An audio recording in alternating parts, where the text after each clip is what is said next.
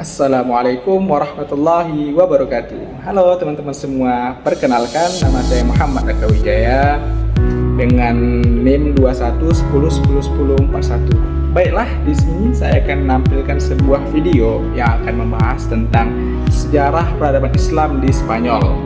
Video ini saya buat sebagai tugas pengganti dari ujian akhir semester dari matkul sejarah peradaban Islam dengan dosen pengampu, yakni Bapak Muhammad Dimas Anugrah DS Eskom IMSI.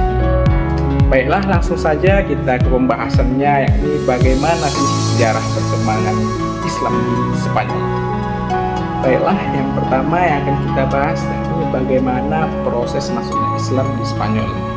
Nah, sebelum penaklukan di Spanyol, Islam terlebih dahulu telah menguasai Afrika Utara dan menjadikannya salah satu provinsi dari dinasti Bani Umayyah.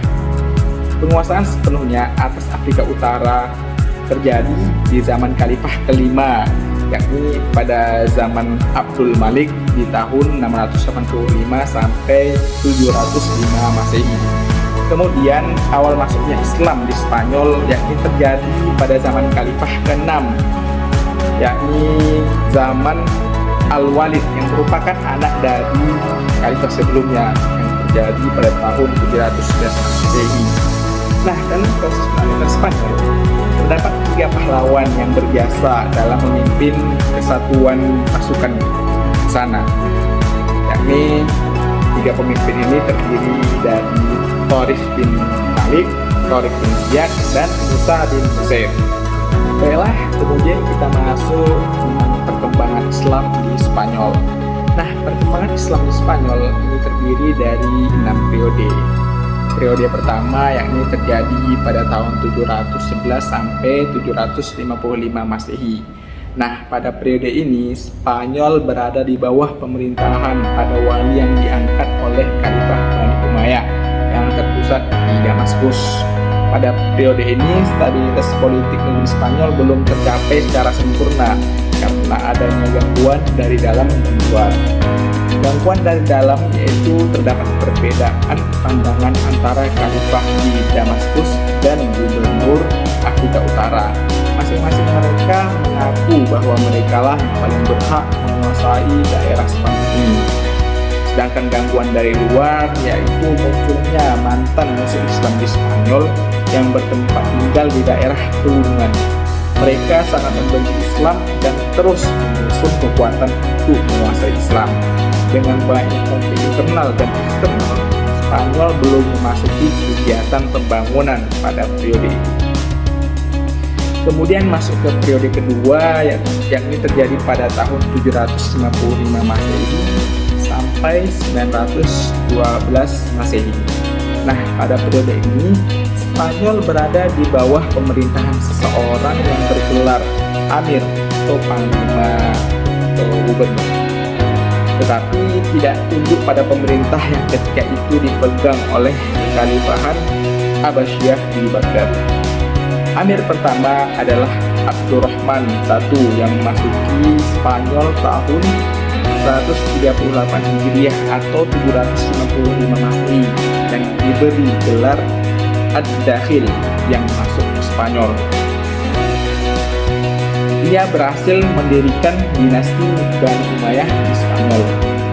Penguasa Spanyol pada periode ini adalah Abdurrahman Ad-Dakhil, Hisham I, Hakam I, Abdurrahman Al-Awsat, Muhammad bin Abdurrahman, Munzir bin Muhammad, dan Abdullah bin Muhammad. Pada periode ini, umat Islam Spanyol mulai memperoleh banyak kemajuan di bidang politik dan peradaban dengan berdirinya masjid dan sekolah. Nah, jadi bisa dibilang di periode kedua ini, umat Islam di Spanyol itu mulai membangun peradaban seperti di bidang politik dan di bidang pendidikan. Kemudian masuk ke periode ketiga yang terjadi pada tahun 912 sampai 1013 Masehi. Periode ini berlangsung mulai dari pemerintahan Abdurrahman III yang bergelar An-Nasir. Pada periode ini Spanyol diperintah oleh penguasa dengan gelar khalifah. Dengan demikian, di masa ini terdapat dua khalifah Sunni, yaitu Khalifah Abbasiyah di Baghdad dan Khalifah Umayyah di Spanyol. Pemakaian gelar khalifah bermula dari berita yang sampai kepada Abdurrahman III bahwa Muqtadir, Khalifah Abbasiyah, meninggal dunia dibunuh oleh pengawalnya sendiri. Menurut penilaiannya, ini merupakan saat yang tepat untuk memakai gelar khalifah yang telah hilang dari kekuasaan Bani Umayyah selama 160 tahun lebih. Karena itulah gelar ini mulai dipakai di tahun 929 Masehi. Khalifah-khalifah besar yang memerintah pada periode ini ada 3 orang, yaitu Abdurrahman An-Nasir, Hakam II, dan Hisham II. Kemudian masuk ke periode keempat, yakni terjadi pada tahun 1013 hingga 1080 Masehi. Dikarenakan penerus khalifah di masa ini tidak memiliki kualifikasi dalam menjabat kekhalifahan, maka Dewan Menteri yang memerintah Cordova menghapus jabatan khalifah. Lalu selanjutnya Spanyol terpecah menjadi lebih dari 30 negara kecil di bawah pemerintahan raja-raja golongan atau dikenal dengan Al-Muluk at-Tawaif, yaitu berpusat di kota Sevilla, Cordova, dan Toledo. Pada periode ini, umat Islam Spanyol memasuki masa pertikaian internal, namun ada pihak-pihak tertentu yang meminta bantuan kepada raja-raja Kristen, sehingga orang-orang Kristen mengambil inisiatif untuk menyerang Islam. Kemudian kita lanjut ke periode kelima, yakni terjadi pada tahun 1086 hingga 1240 Masehi. Walaupun terpecah dalam beberapa negara kecil, pada periode ini umat Islam Spanyol masih memiliki kekuatan yang dominan, yaitu dengan adanya kekuasaan dinasti Murabitun yang terjadi pada tahun 1086 hingga 1123 Masehi yang didirikan oleh Yusuf ibn Tashfin, dan dinasti Muwahhidun yang berdiri pada tahun 1146 hingga 1235 Masehi yang didirikan oleh Muhammad bin Tumazi. Mereka berjuang mempertahankan negeri Islam Spanyol dari serangan kaum Kristen. Pada tahun 1212 Masehi, tentara Kristen memperoleh kemenangan besar terhadap Muwahhidun. Tahun 1238 Masehi, Cordova jatuh ke tangan penguasa Kristen dan Sevilla jatuh tahun 1248 Masehi. Akhirnya seluruh Spanyol kecuali Granada lepas dari kekuasaan Islam. Kemudian yang terakhir masuk ke periode ke-6, yakni jadi pada tahun 1248 hingga 1492 Masehi. Granada menjadi pertahanan terakhir Muslim Spanyol di bawah kekuasaan dinasti Bani Ahmar. Peradaban kembali mengalami kemajuan meski hanya di wilayah yang kecil. Persekutuan wilayah Aragon dan Castile melalui perkawinan Ferdinand dan Isabella melahirkan kekuatan besar untuk merebut kekuasaan terakhir umat Islam di Spanyol. Namun beberapa kali serangan mereka masih belum berhasil menembus pertahanan yang saat itu dipimpin oleh Abu Hasan. Jadi pertahanan umat Islam itu masih cukup kuat di bawah pimpinan Abu Hasan. Sampai pada akhirnya dipimpin oleh Abu Abdullah, ia dipaksa menyampaikan sumpah setia kepada Ferdinand.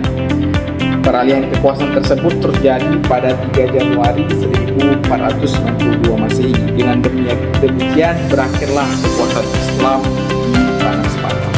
Kemudian kita masuk ke topik kemajuan peradaban Islam di Spanyol. Peradaban Islam di Spanyol sangatlah menonjol dalam berbagai bidang, mulai dari bidang intelektual, kebudayaan, arsitektur, dan lain-lain. Dalam perkembangan ekonomi, kemakmuran ekonomi yang terjadi di Spanyol ini terjadi pada abad ke-9 dan ke-10 melalui pertanian irigasi dan pembudidayaan tanaman pertanian yang meliputi buah ceri, apel, delima, kapas, dan sutra.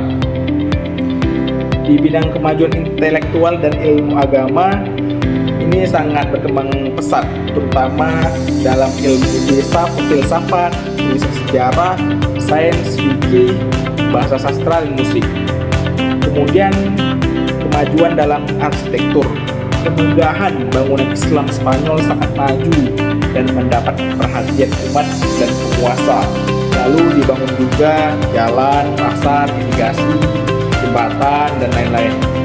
Pembangunan yang paling menonjol ialah dibangunnya Masjid Cordova, Istana Ja'fariyah, Istana Al-Ma'mun, Masjid Seville, dan Istana Alhambra. Yang terakhir ialah kemunduran dan kehancuran Islam di Spanyol. Kemunduran dan kehancuran Islam di Spanyol disebabkan oleh beberapa faktor. Yang pertama yakni konflik Islam dengan Kristen. Para penguasa Islam tidak melakukan Islamisasi secara sempurna. Mereka membiarkan umat Kristen menganut agamanya. Namun kehadiran bangsa Arab justru dianggap sebagai penjajah oleh masyarakat Kristen Spanyol, sehingga terjadilah pertentangan. Kemudian yang kedua ialah tidak adanya ideologi pemersatu. Pada abad ke-10, para mualaf tidak diperlakukan sama sebagai orang Islam yang sederajat. Dengan begitu muncullah ungkapan yang merendahkan mualaf, sehingga etnis Arab sering merusak perdamaian. Kemudian yang ketiga ialah kesulitan ekonomi. Pada paruh kedua masa Islam di Spanyol, para penguasa membangun kota dan mengembangkan ilmu pengetahuan dengan sangat serius, sehingga lalai dengan perekonomian. Kemudian yang keempat ialah tidak jelasnya sistem peralihan kekuasaan. Perebutan kekuasaan yang dilakukan di antara ahli waris membuat perpecahan yang meruntuhkan Islam Spanyol. Kemudian yang kelima ialah keterpencilan. Spanyol Islam nampak terpisah dari dunia Islam yang berpusat di timur, sehingga ia selalu berjuang sendirian. Hal ini menyebabkan kurang adanya support dari negara, sehingga Islam itu seperti terbengkalai. Jadi kemudahan dan kehancuran Islam di Spanyol ini dapat kita simpulkan terjadi karena beberapa faktor. Dan faktornya ini pertama konflik Islam dengan Kristen, tidak adanya ideologi pemersatu, kesulitan ekonomi, tidak jelasnya sistem peralihan kekuasaan, dan yang kelima ialah keterpencilan. Baiklah teman-teman semua, mungkin kiranya sampai di sini saja video kita kali ini. Semoga bermanfaat. Saya Muhammad Atta Wijaya, Abdul pamit. Assalamualaikum warahmatullahi wabarakatuh. Dadah.